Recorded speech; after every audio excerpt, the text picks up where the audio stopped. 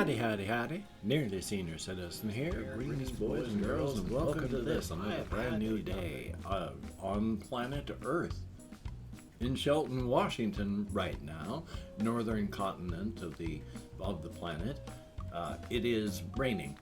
It was raining last night. It's raining now. I can hear the rain. Yay! Can't see it. It's dark outside, but I can hear it. It's been raining all night. Thumbs up for that. So, yay.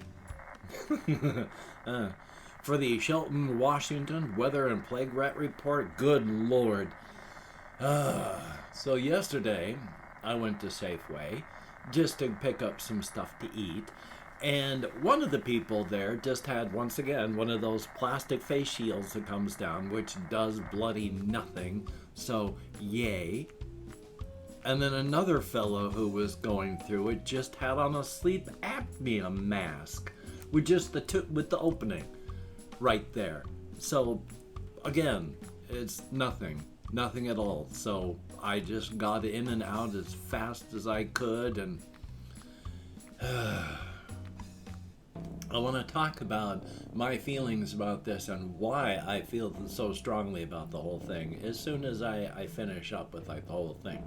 Because it's raining and it's wet, and last night it was raining and wet, and I went walkies with my umbrella, and it was nice. I enjoy walking in the rain. I don't like getting wet and cold, but it's nice. It's weather, thumbs up for that. And like I say, it's raining now, so joy. But let's see, what was I talking about? Oh yes, here we go. Okay. One of the reasons that I get so wound up about people wearing masks right now is I was born in 1962. A long time ago. I'm 58, as I've mentioned before, and celebrated my birthday in October. But in the 80s, when I was, going from teenager to adult, there was a nice little epidemic that broke out. HIV, that was just destroying entire communities. But one of the things they said to stress to make sure you wore protection was that you're not just engaging in bedroom gymnastics with your partner. You're engaging with bedroom gymnastics with every partner your partner has ever had. Which is true. You don't wear protection, and you are engaging in bedroom gymnastics with every person they've ever engaged in bedroom gymnastics with, from a epidemiology type viewpoint, what they've been exposed to, what they've passed on. So I lived through that. So now we've got another big pandemic. And it's roughly the same thing when I was talking with my therapist about this. And he said, yeah, it's whenever you come across somebody, because you don't know what precautions they've taken, who they've come in contact with, everybody you breathe the air around, you're breathing the air of every single person they've come across, because the particles go onto and into them. And if you've got something that is now happy it's inside of a host, well, it's going to spread, and then you breathe it out. So you're breathing the air of everybody that's breathed the air around them without protection. Ugh. I mean, remember, what is happening with us when we breathe? We breathe out water particles. We breathe out particles. These are not design flaws. This is what lungs do. Every animal that has lungs has this thing. It is not a design flaw. It is how lungs work. The thing is, there are species out there that exploit things like that. So this passes on so easily because it exploits the fact that we breathe out particles. Now this happens a lot, And in fact, I've wanted to talk about this, and now that I've remembered that, I'm going to, and it has nothing to do with anything, but it does, because it's, as I've stated, any bugs you breathe in that are passed on through air are exploiting the way our lungs work. Now, that's the same thing with medications that you take into your body. There are plants and substances like the poppy plant that makes, opium that gets made into, prescription medications and street medications. It's not that this substance does horrible things to your body to make you addicted. No. We have pathways in our bodies already set up. These substances are just exploiting those pathways. We have the pathways of addiction already in place before the substance even comes in, because it's not set up to be an addictive pathway. But this substance exploits the systems already there. And then that is why we become addicted and such like that. Pathways that are already present are exploited. Which is another reason that, things like addiction and such in any time is not really your fault. I mean, it is, in that if you know you have a predilection towards like alcoholism, it's up to you to stay away from alcohol. So, if you pick up drinking when you're older and that's kind of your fault. But let's say you picked up drinking as a kid and you didn't know, because let's say you're being physically abused. So you're drinking to kill the pain. And you don't know that you are genetically set up with a genetic predisposition towards alcoholism. So you end up full-blown alcoholic as an adult. Not really your fault. But that's the way life is. So yeah, it's these things, they're not doing weird things to our body to make us addicted to stuff. It's just exploiting pathways that are already there. And again, as I've said, how, we don't choose what we like or dislike, what we believe or disbelieve. These things you discover them as you come across them through your life. And it's the same thing. When you come across addictive stuff that's like not a substance, but say you're addicted to, I don't know, some actual life thing. I mean, you see people that like fill their houses with solid stuff, hoarders and the like. There are addictions that aren't things that you would normally call addictions. But these are still just situations that are exploiting pathways that are already present. For these individuals, these pathways are much larger and easier to exploit. But again, that's not your fault. It's genetics, it's biology. If you know you have that issue, willingly running toward it, then the onus is on you. But if you don't know and it happens, this stuff's hard. I mean, even just things like sugar. Sugar, just regular processed sugar, lights up the areas in your brain, along with, high fructose corn syrup, lights up those sections in your brain that are connected with addiction, strong addictions, the kind of addictions where you may not be able to break them. And that's special. I'm still fighting against sugar, and I know that sugar is one of the leading causes of heart disease. And I still am struggling to not eat sugar right now. Bloody quarantines.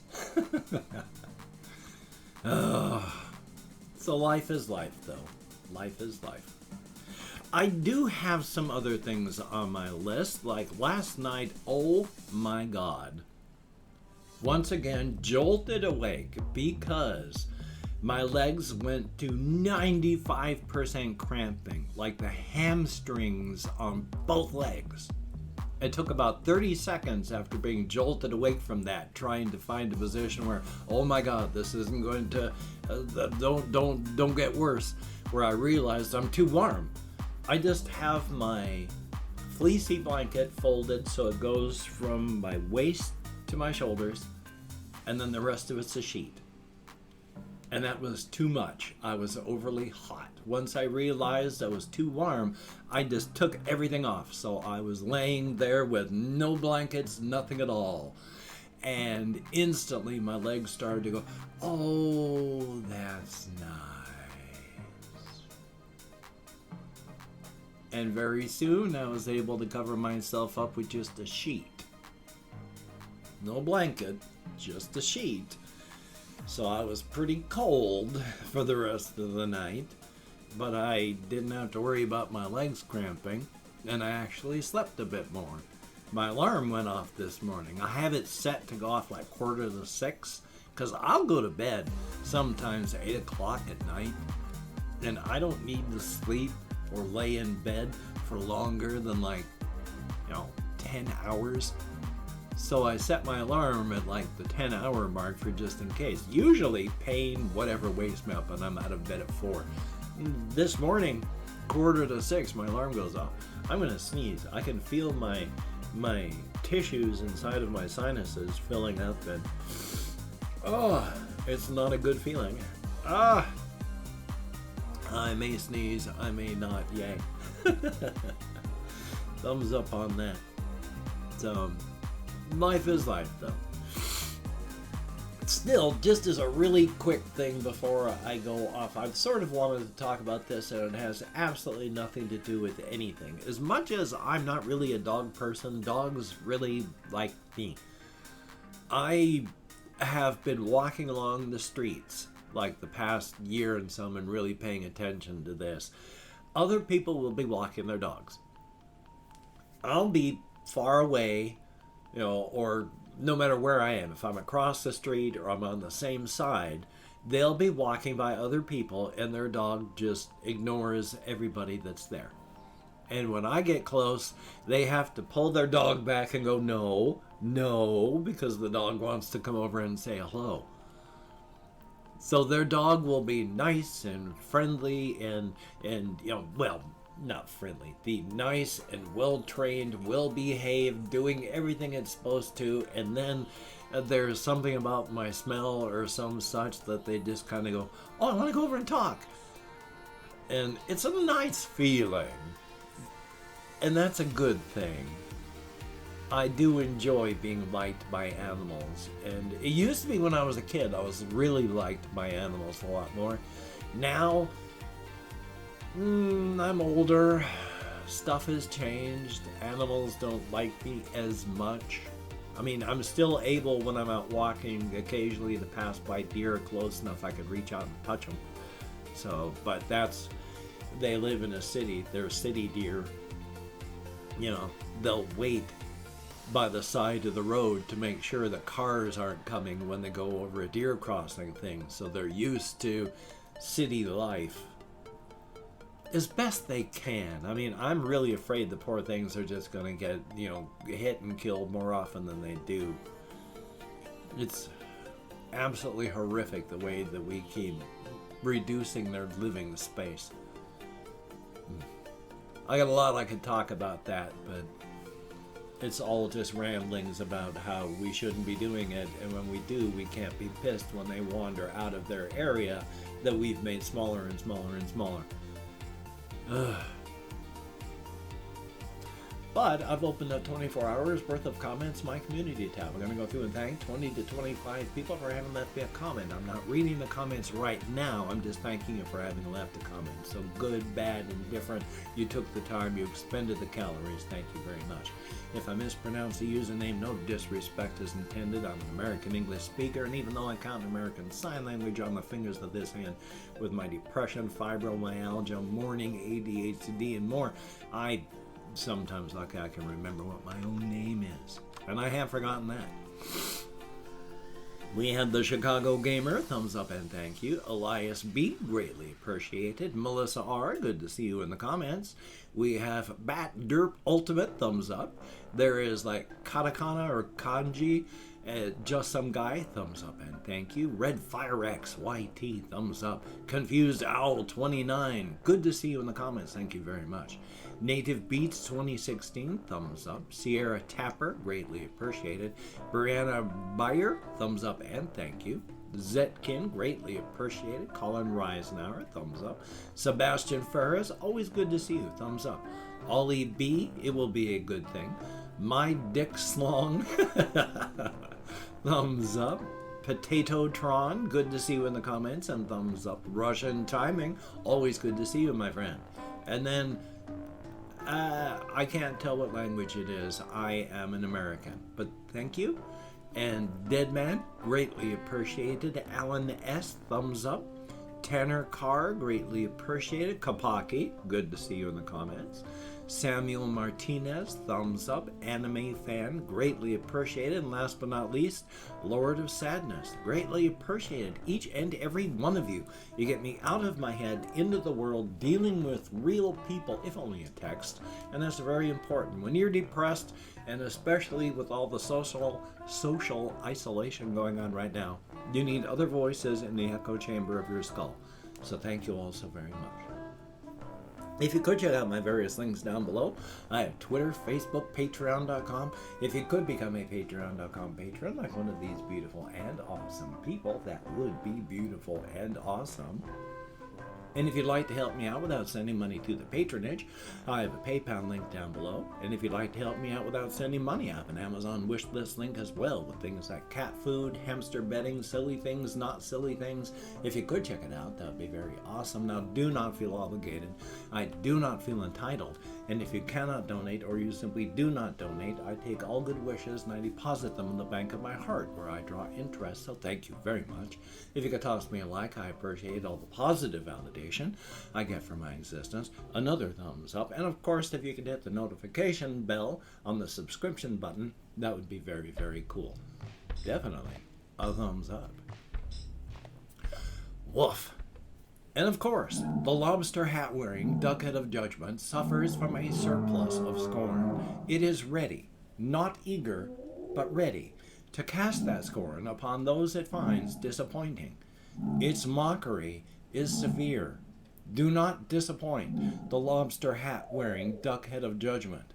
It suffers from a surplus of scorn. And of course, Black Lives Matter. Really, it's true. I know this is a surprise for some people, but really, Black lives do matter. And justice for everybody, the jackbooted, brown-shirted fascist thugs in police uniforms who keep beating, brutalizing, and murdering American citizens in their homes and on the streets. Why is that controversial? I have this video here. I have another video I need to edit and render. I've got phone calls I still need to make, so I got a busy day ahead of me. Hopefully I can actually get something done. Executive dysfunction is no fun.